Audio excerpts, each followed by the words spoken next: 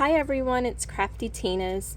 In today's video, I'm going to show you how to make a 5x7 landscape coloring book using 6-inch wallpaper border. I purchased this on Amazon to put in the camper, and we had quite a bit left over, so I didn't want to throw it away and I had no other use for it. So the first thing I thought of was, hey, that's going to make a really nice notebook.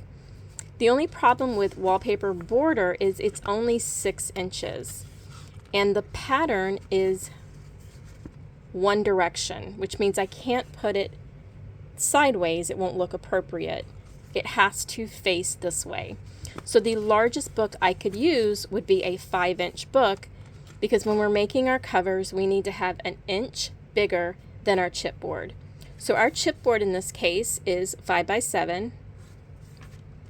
So my wallpaper border had to be at least 6 inches so that I can have an inch bigger. And all I did was I cut an 8-inch piece from here to here. And I made sure that I had the animal that I wanted on the cover mostly centered, or a little off-centered in this case, because I wanted to include this little yellow fish over here. So I will have the link for this wallpaper border in case you're interested in my comment section. It was fairly cheap too. It was under $10. Now, I made this cover because I was making a coloring book using this stamp and die kit. This is a recent stamp and die kit that I purchased off Amazon. I wanted this specifically for making greeting cards and for making coloring notebooks. So I'm going to show you why I wanted a stamp and die set for making these books. We're going to go over the book, what all's inside, all the fun things, and then I'm going to show you all the supplies, and then together we are going to make it using the R Memory Cinch. I'm going to show you how to punch the holes so that they're spaced properly, and I'm going to show you how to cinch the wires in the back. So this book opens up to another cover sheet. This is another piece of chipboard. This is different than my normal notebooks. I needed something sturdy and stiff to hold the crayons, and I have made stickers. I made stickers using the stamp and the die. I took the animals in this set, stamped them, cut them out with the die, but instead of stamping them on paper, I stamped them and cut them out using matte sticker paper. This is from Staples. It's probably super old. Any matte sticker paper will work. So these little guys are in the envelope, or in this little Ziploc bag, and they are really cute stickers. The back is a piece of sticker paper, and the sticker paper has like a perforated line every so far, so there is a way to get the backing off the sticker. They come off anyway, but they are really nice. They match the set. The turtle is my favorite, but I'm also going to put some fish stickers in here as well. I have attached the Ziploc bag to the top just using some double-sided tape. I made this cute little border at the bottom because I didn't want you to see the double-sided tape through the clear plastic. So I simply made a little cardstock border to cover that up. And we're going to see exactly how to assemble that. So we have our crayons, we have our stickers, we have a plain inside cover, and that's why I want to add more. I want to add some fish stickers in here, is so that you can actually put some fish. And once we turn the next cover, which is chipboard, I've just covered it in scrapbook paper. Then you have coloring pages. So instead of going online and trying to find some coloring pages to resize, I used the stamp set to stamp multiple things. Now the next time I do this, I am going to put it in the book and then stamp it, because I have several errors in here, such as my seahorse was not stamped proper. But it's okay, it's a coloring book, it's not meant to be perfect. I really like that this gives the child a start. I say child, but I would actually sit and color and draw in this book too. This gives them a start. They can color all the seaweed and the stuff on the bottom, the seashells and the coral, and then they can add the cute little stickers or they could draw their own fish.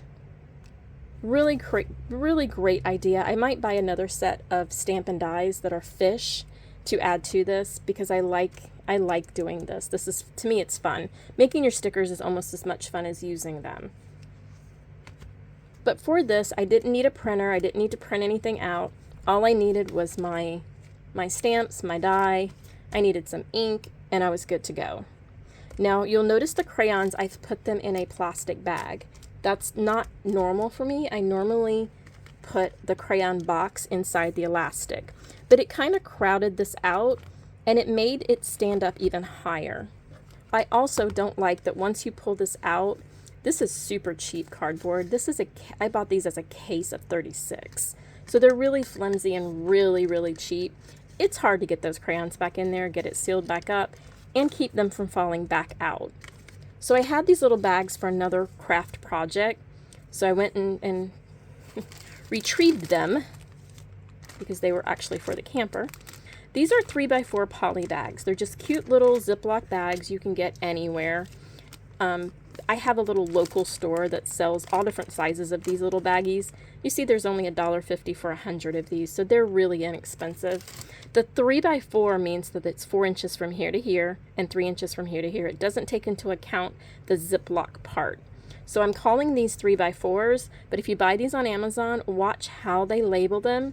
I ended up getting bags for another project that were too small because they measured from end to end, where this manufacturer measured from the actual Ziploc part to the end. You want to make sure there's enough room to get the crayons in and out. And these, being 3 inches across, worked perfect for these crayons. So I wanted to explain why I chose to use the Ziploc bag. They're easier to get in and out of, and I think it will last longer and be easier for small hands instead of putting them back in the box. And they're very easy to get out of the elastic. They're a perfect fit with just a little bit of play, and they're really easy to go back. Not when you're reaching around a camera, but they are really easy to go back into the little elastic. So that is what our book looks like. There are 36 pages of copier paper in here. This is just plain, everyday 20-pound copier paper. Don't use copier paper that's shiny and really silky smooth. Crayons won't stick to it as much. You want to use the cheap paper for this. Now let's get started. Let me show you all the supplies, which is not very much. If you've made these books, then you will see that it's basically the same supplies you already have, so you can make this book right away if you want to grab you some wallpaper border. If you don't want to use wallpaper border, you can use scrapbook paper. You can use cardstock. We've made these covers using a wide variety of items. And it doesn't have to be the border. It can actually be adhesive wallpaper. So here we go. You're going to need a stamp and die set if you choose to stamp, such as I have done, and if you choose to make the stickers. You're going to need craftytinas cinch log so that you know how to set your cinch. This is on my Facebook page. It's going to show you how to set the punches and how to set your slider so that your holes are even on each side. You're going to need your covers. That's the front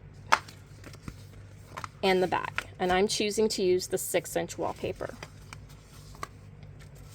You're going to need 2 little Ziploc bags if you choose to go that route. These are 3x4 inch. You're going to need 3 pieces instead of 2 pieces. 3 pieces of 5x7 30-point chipboard is what I'm using. You can use any weight chipboard. These are 5x7s. You're going to need a few little items.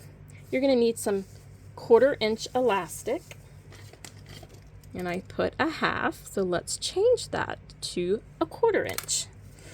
You can use 1/2 inch elastic if you would like. It would make it a little harder to get the bag out. I'm using 1/4 inch because it fits perfectly in my eyelets, which is the next thing you need. They're 3/8 inch eyelets. I'm using the crocodile to secure them, and I will show you how to do that. You need double loop wire. This needs to be a 2 to 1 pitch. That is very important. That is what your machine needs. It needs the 2-to-1 pitch, and that simply means that there are 2 holes in 1 inch. You're going to need the 2 poly bags. I'd also wrote that down so you could see it. You are going to need 3, not 2, inside pieces, because remember, you're making a 3rd one to go on the inside to hold the crayons and stickers. Then you're going to need this little guy here, and he's simply going to be a decorative piece for the bottom of your bag for the stickers. This is a personal preference. You don't have to have this. You can simply double-side tape the little bag inside, and you don't need this. I plan on putting a little sticker here, or I plan on putting something here to tell the child or adult that these are stickers.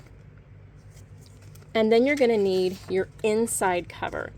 This is basically this piece. This is your inside cover piece. So you have 3 cover pieces plus your pages. You need this piece to be a 6x8 to cover the inside piece. If you're going to make the stickers, you do need the sticker paper. I went with the matte sticker paper. I didn't want my ink to rub off, and I thought the matte look would be better. And that is all the supplies you need. So it's basically what you would normally have for any other notebook.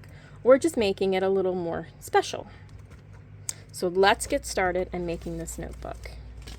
The first thing I want to do is I want to make the inside cover just to get it out of the way.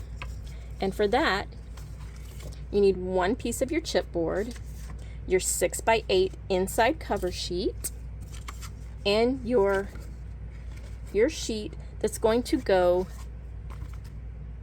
on the back. On this one, I used the same color paper for the front and the back. After I made it, I wish I would have done a solid color so that the kids could also put stickers. So on this book, we are going to use a solid color for both the inside of the front, the back of the next cover page, and the back cover. I know we make this together in every video, but it goes so quick. And if you are new to making binders, you might not want to go find the rest of my videos to figure out how to make the actual cover. We're using my squeaker, which is just double-sided tape. We're going to take our chipboard and put it right in the center of our scrapbook paper. And that's all this is. It's a scrapbook paper. It's just a little bit better quality than copier paper like you would use for your insides. And I just realized I don't even have my inside pages. Ta-da! This is probably not enough inside pages, but that's okay. We're going to go with it anyway. Once you have your chipboard attached to your cover page, which is card or paper, you're going to clip your corners.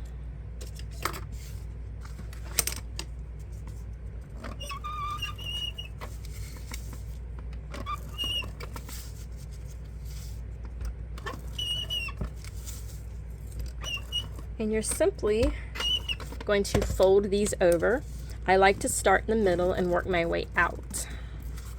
I have just found that that method works best for me. It's whatever you're comfortable with. The more of these you make, the better you will get. Now, if you've done what I have done and you clipped the corner too close, I'm going to show you a little hack for this. Do it right away. Don't let it sit, because the longer this sits, the less chance you will have of pulling this paper up successfully. You want to open that corner back up. You want to take one of the corners you cut off and add some adhesive to it. And you want to stick that inside that corner all the way up. You want to add some adhesive, and then you want to lay these back down. Now basically all I have done is I have put color in that little section. I haven't changed the fact that I did it wrong. I've just kind of covered up the fact that I've done it wrong. And that has worked well for me for both vinyl and paper. Then we are going to take the inside piece that is always cut 1/4 inch smaller than your actual chipboard. So this piece is cut 4 3/4 instead of 5, and it is cut 6 3/4 instead of 7, because you want it to be slightly smaller so that there is a border all the way around. If you go too close to the edge, it's more likely to come off after use. If you do put too much of double-sided tape on the edges, you can rub that right off. But you want to do that right away. Like I said, the longer this sets, the more bound it becomes.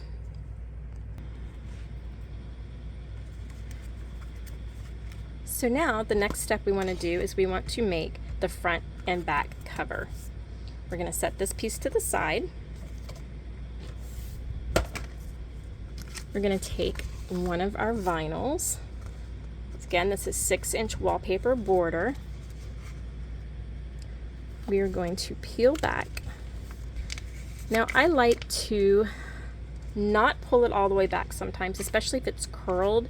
I'm afraid it's going to fold into itself. I also like to put it on a grid line.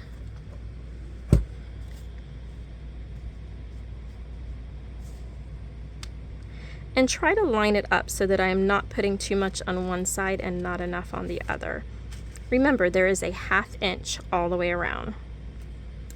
Once you have this done, if you reach underneath and pull,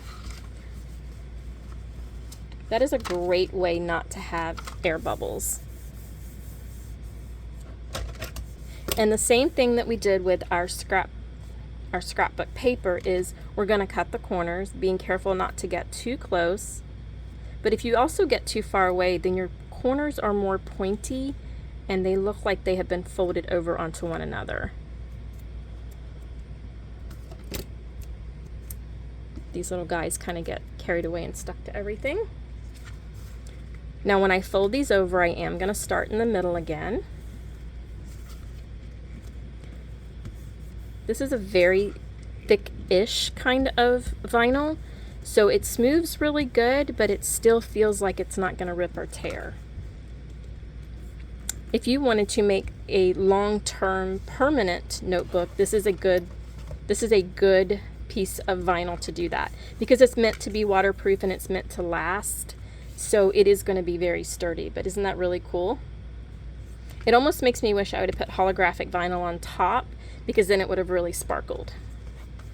So now we're going to take another piece of our inside that was 4 3/4 by 6 3/4, and we're going to put it here.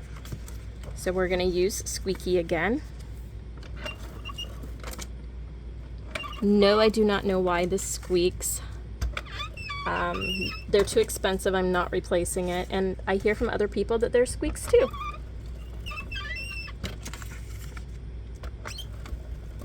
You want to get this as close to the edge as possible, because you want the edges not to come up when they're rubbed. I also don't want the center to bubble or be topped out, so I do like to add enough to secure it. You could also use glue or Mod Podge. You don't have to use double-sided tape. It's just faster and easier, especially for video making. I tried doing a few glue ones, but I'm super messy with glue and they were taking a lot longer. And you guys don't want to sit and watch me fight with glue. So now I have my front cover done. Let's make the back cover. And again, I'm making all of these live so you can see how quick and simple these notebooks go together. I know some of you are like, can you just get to the good stuff? I know how to do this, but bear with me, especially for you guys that haven't watched my other videos. If you haven't watched the other videos, please go check them out. There's usually me making a mistake, which is great entertainment, and there's also a lot of helpful hints along the way. We just reach underneath and pull. We want to clip our corners again. And practice does make it go faster and easier too. So don't get discouraged if you make your first one and it takes a lot longer than this video. It just means you haven't got your groove yet and you need to practice some more. Going in the center, working our way out. And now we're going to put the final piece to the inside covers. Squeaky is going to add double-sided adhesive to all 4 sides. And then she's going to put some down the center, a couple of swipes across, and we're going to put it right in the center. And there we have it. We have 1, 2, 3 fully covered pieces of chipboard. This one's going to be the front cover. This is going to be our inside that's going to hold our crayons and our stickers.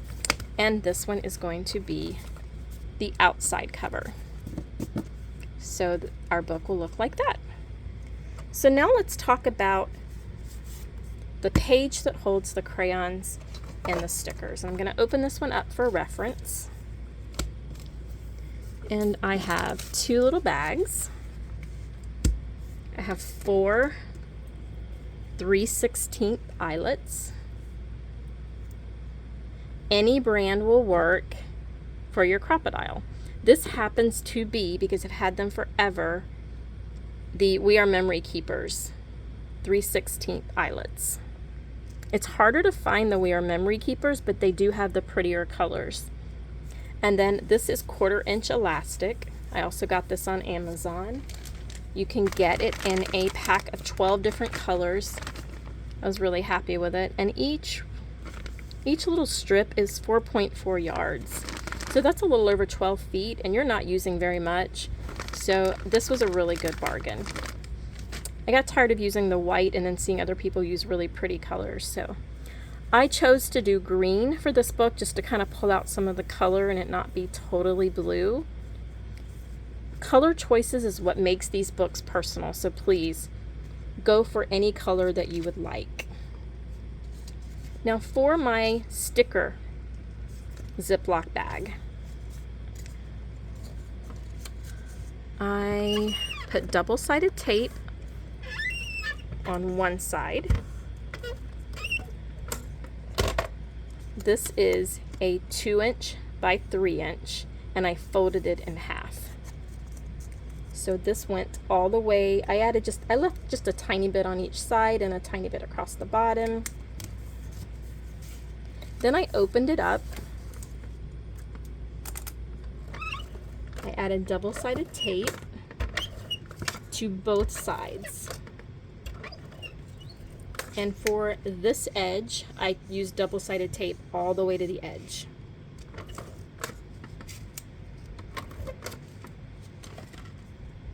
Then I just added my bag.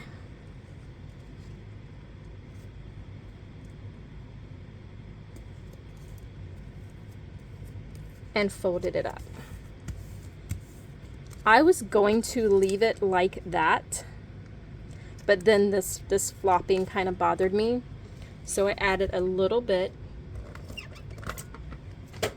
to the top and stuck it down. Because this is rigid, you won't see it.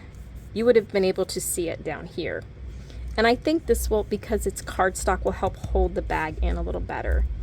And there you have your little Ziploc bag.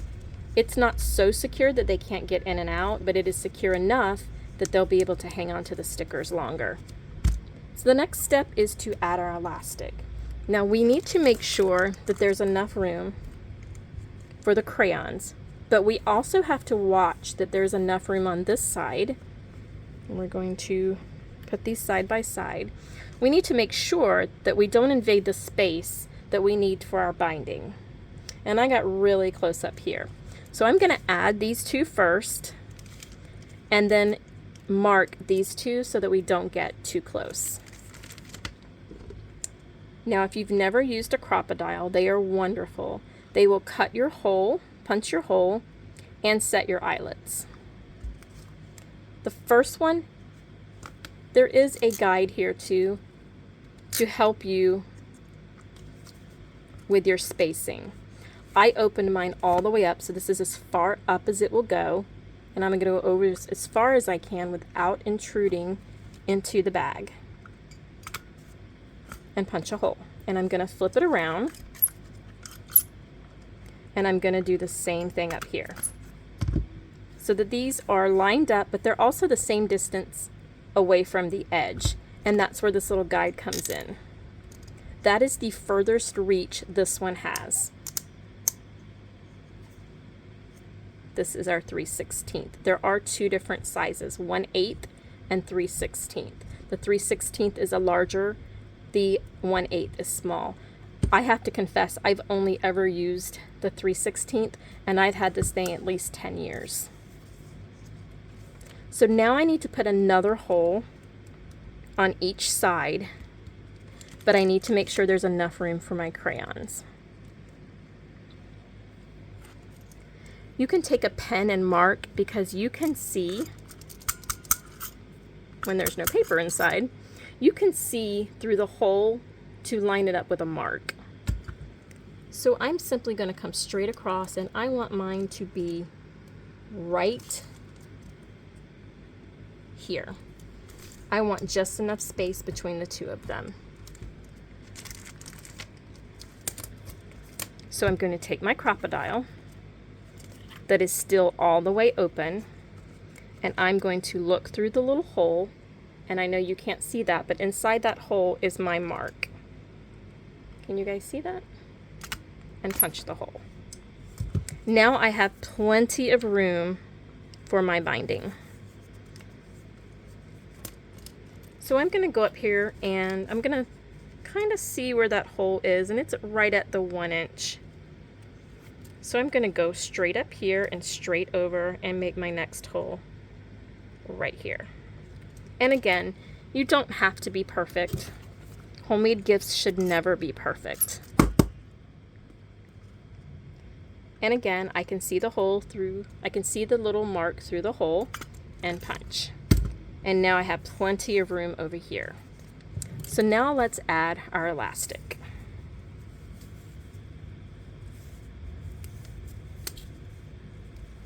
We're going to pull off some of this. I don't want to take the rubber band off yet because I know I'll make a mess. We're going to put the first end into this hole. And if you need to make a little point on the elastic, no big deal to get it through there. It goes in really good. For some reason, 1/4 inch elastic was basically meant for these. Once I've put it inside the hole and I have just a slight amount outside,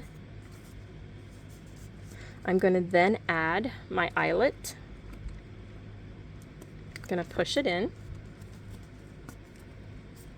I'm going to take it back out.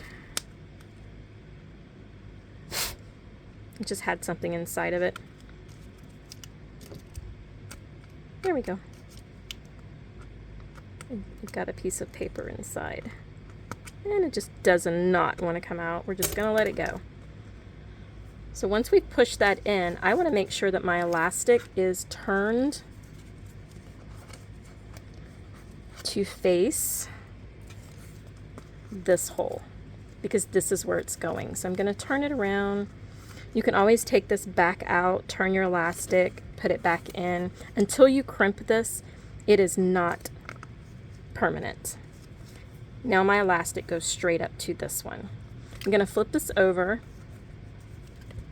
holding both ends on the same side, this side and this side. The knob on the crocodile goes in the front flat spot, and once you have that knob in the hole, you simply press.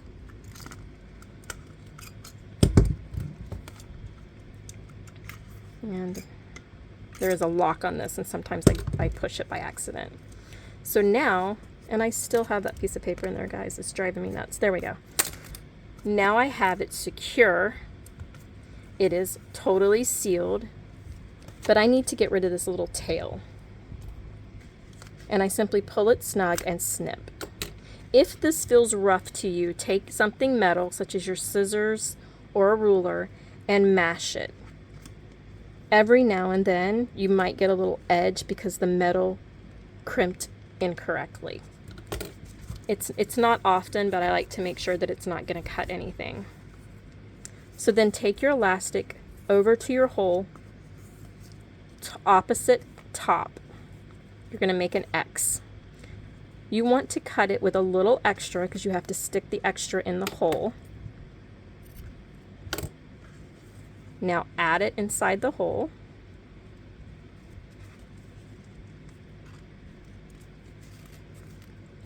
And at this point you want to pull it snug. You don't want it to be real loose, like you don't want this. But you also don't want it so tight that it bows your chipboard. So a nice happy medium is when it's snug but still firm, going straight up. Now I'm going to add the next one. Just simply going to push it in and doing the same thing. The knob part goes in the front smooth area. It goes right inside and it mashes. If you flip it over, since this one is smooth, I don't need to mash it, but I need to get rid of the tail. So we're going to pull the tail firm and snip. And because I use the same color eyelets as the elastic almost, you really can't tell that that's sticking out there. If it bothers you, you can trim it a little more, or you can simply glue or burn that edge. I don't like to have the strings popping up, but it's usually too close for me to burn it. I will end up catching this thing on fire. So let's do the other one the exact same way. We're going to take a piece of elastic and put it inside the hole.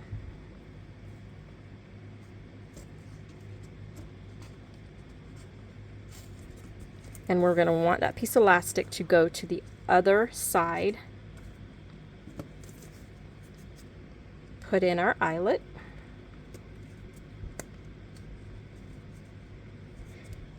Take our crocodile, the one with the knob goes inside the smooth area,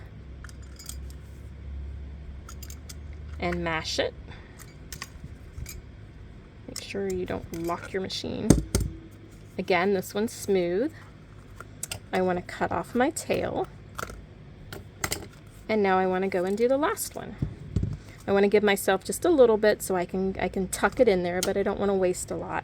You can cut this at an angle too. That will help you get it in there a little better. You see, you don't use very much at a time. You can also use this elastic to hold your pens or markers or crayons. We've done several things using the elastic and the eyelet looks. We want it to be a little snug, but not so much snug that it's going to bow the paper or keep us from putting the crayons in. We're going to put the eyelet in, and we're going to secure that. I think I need to oil these or something. We're going to put that in here, and we're going to crimp it. It's nice and smooth. We're going to cut off the tail. And now we have our crayon holder. And your crayons should fit snug because they need to stay in that book. There's nothing holding them in except this elastic. So putting them in might take a second, but they lay very nicely. I actually probably could have given it a little bit more room, but I am fine with that. So now I have crayons. I have a place to put my stickers. I don't have stickers for this one cut out yet because I do want to get some more fish. I'm going to take my crayons out because you need to take them out to punch your holes. So we're going to put that over here with the cover. Now you need 2 bags because one is going to hold your crayons and one is going to hold your stickers. I didn't want you guys to get confused with that. So I have paused the camera and I went and got my 48 sheets of 5x7 paper. I didn't want to start this video over again. Now we need to punch the holes in order to bind them. We are done with the crocodile. I do recommend a pencil case to hold your eyelets and your crocodile. I do not recommend the case that you can buy just for the crocodile. It fits in there so tight, you will actually throw it across the room just to get it out of there. That's how aggravating it is. A cheap pencil case works great. Here is our double loop wire. We are making this book using 9 of them. These come in a long piece of 22, so you want to count 9 of these. And when you get to the 9th one, there is a solid piece connecting it to the rest. Using wire cutters, never ever your scissors, because you will ruin them. You can buy these at Dollar Tree or any cheap little store. You don't need a nice pair, because it is very thin and it is very soft metal. So just pick you up a cheap pair at Harbor Freight or Dollar Tree even. Don't steal them from your husband, because he will come looking for them. Now we're going to bind our covers and our paper, and here is where we are going to use CraftyTina's cinch log. This is on my Facebook page, available for download, and I do update it periodically. It has been a really big help when it comes to making more and more books, and I also take suggestions. So if you don't see a size on this log that you want, please make sure you put in the comments whatever size you want me to do. Now when I say size, I don't mean 5x7. I mean the size you're going to put your wires on. This book is a 5x7, but for binding the wire, the 7-inch does not matter. I want my wires here, and this is a 5-inch. So as far as this machine is concerned, I'm only concerned with the 5-inch space. So on my log, I go to the 5-inch. The side with wires, 5-inch. And I have multiple 5 inches on here. Now I need to know how many holes I want to punch, and I want 9. For the 5-inch, I can do 7, I can do 8, or I can do 9. And in this case, I want to do 9. The next step is my slider. On your machine itself, there is a slider. This slider is a measuring tool for punching your holes. I want my slider to be set to the 1 inch, and that is right here. The very first line matched up, or in this case, pushed all the way in. The next step is how many of these buttons do I push in? And pushed in, I need 1 through 9. So 1 through 9 has to be pushed in. And the final step is pulled. For the 5-inch, 9 holes, I'm pulling 10 through 12. 10, 11, and 12.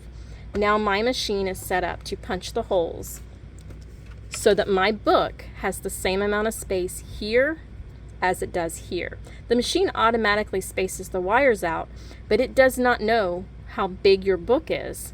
So you have to tell it where to punch the holes starting and ending. So we are going to punch our paper first, and because there's nothing on here, I'm choosing to stamp these instead of after the fact, rather than to stamp them before I put them in the book. And the machine can punch quite a bit. There's 48 20-pound pages here, and they are cut 5x7. Now I am putting my binding on this edge, so this is the edge I want to punch. I'm simply going to put it in my machine all the way to the top and all the way against the slider.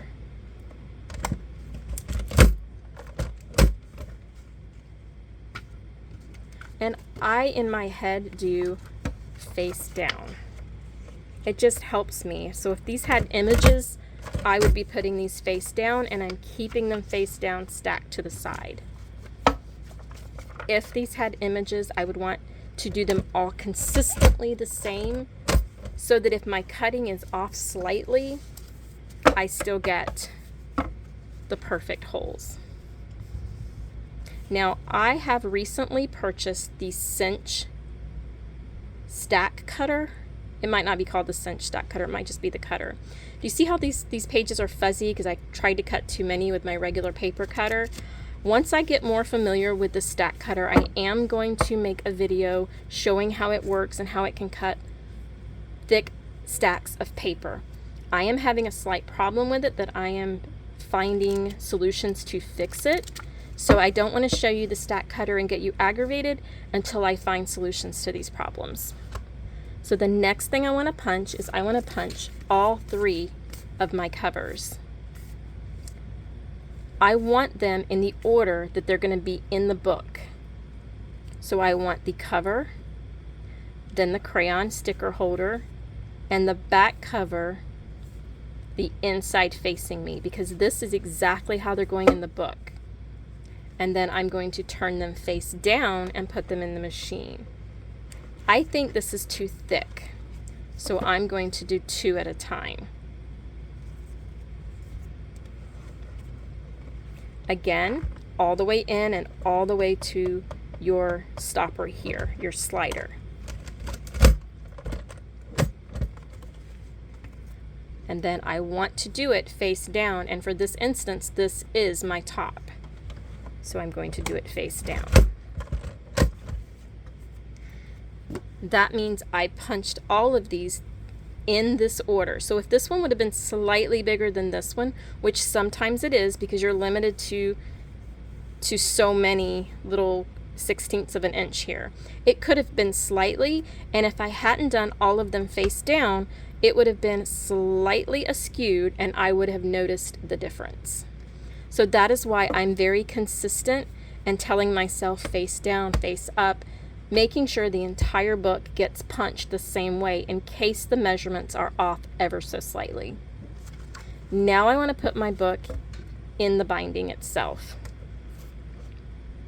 I'm going to hang my binding on the side, and this is the order they need to go in.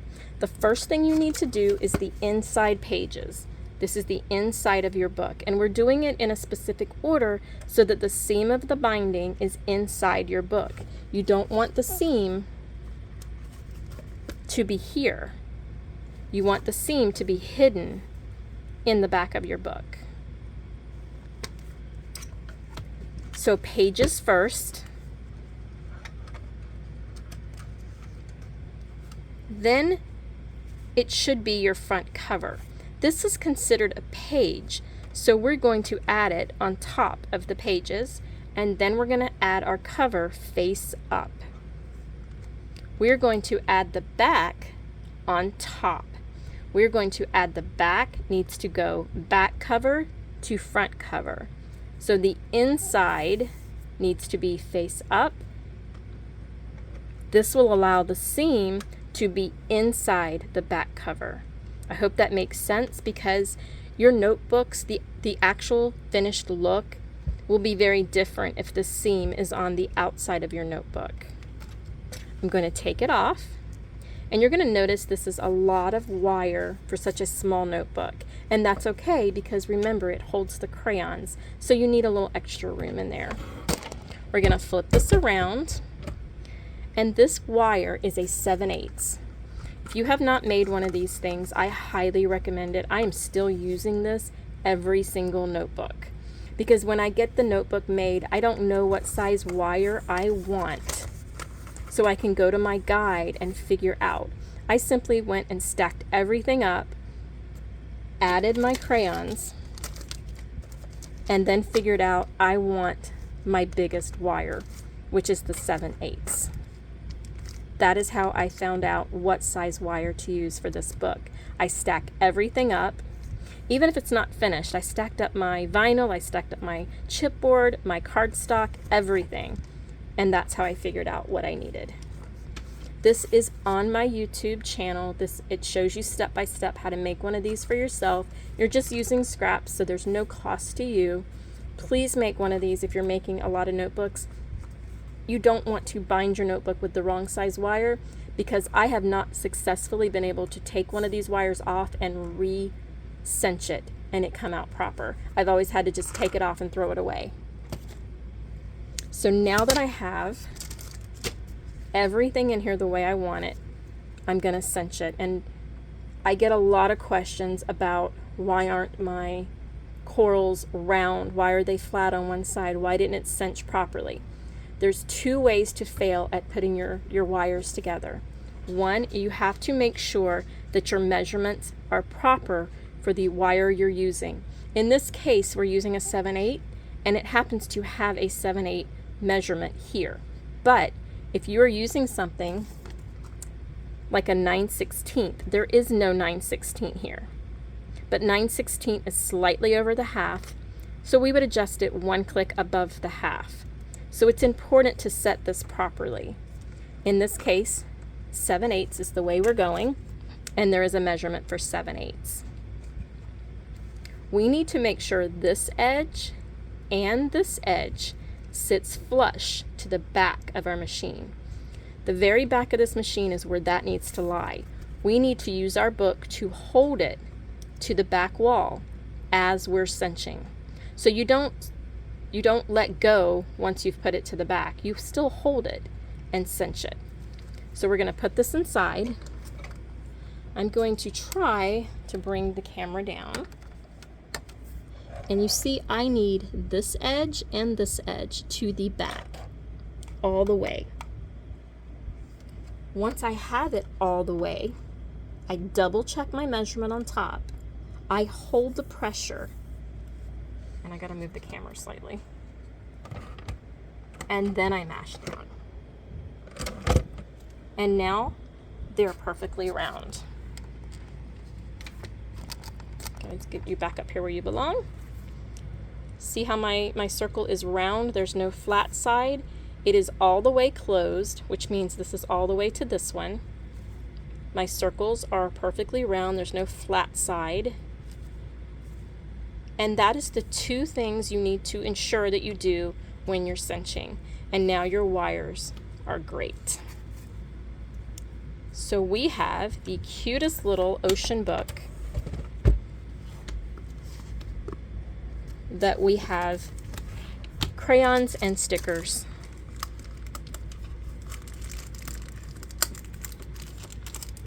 To gift. Now for this book, I could have moved over closer, and I actually suggest you do. You only need a 1/2 inch, so if you want to make put some washi tape there for the 1/2 inch, or if you want to make a pencil line there, this is really too close for this little baggie. It's fine, it's still going to work, but I left too much space here and almost not enough space here. So you might want to actually take the time to mark off the 1/2 inch that you need for your cinching wires. All of this will be on.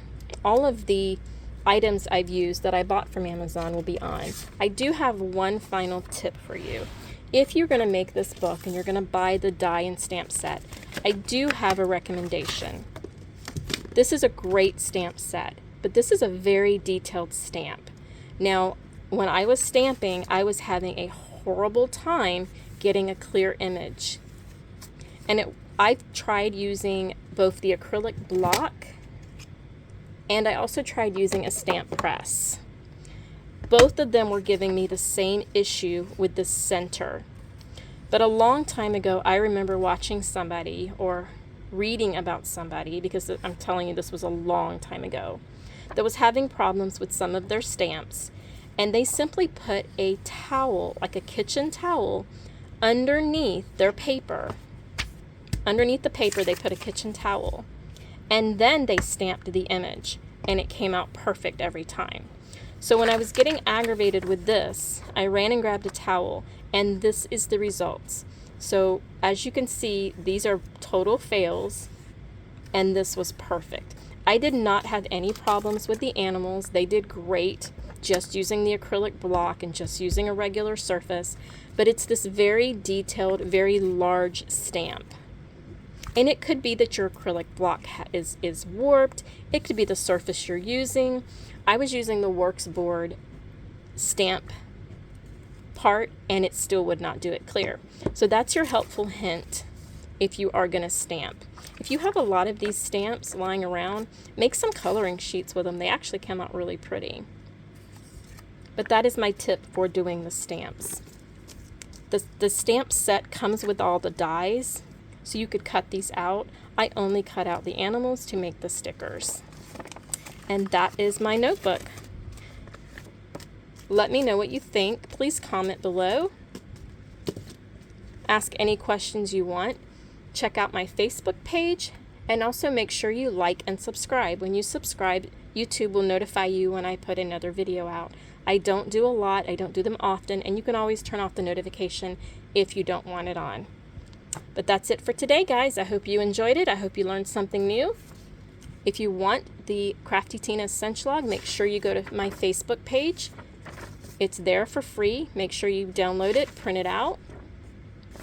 It is made to be folded and bound if you would like, but right now we are still updating this, and this is my latest update. I included the split wire measurements, items over 12 holes, and then everything that's 12 holes or less. Thanks for watching. Hope you enjoyed it, and as always, guys, happy crafting.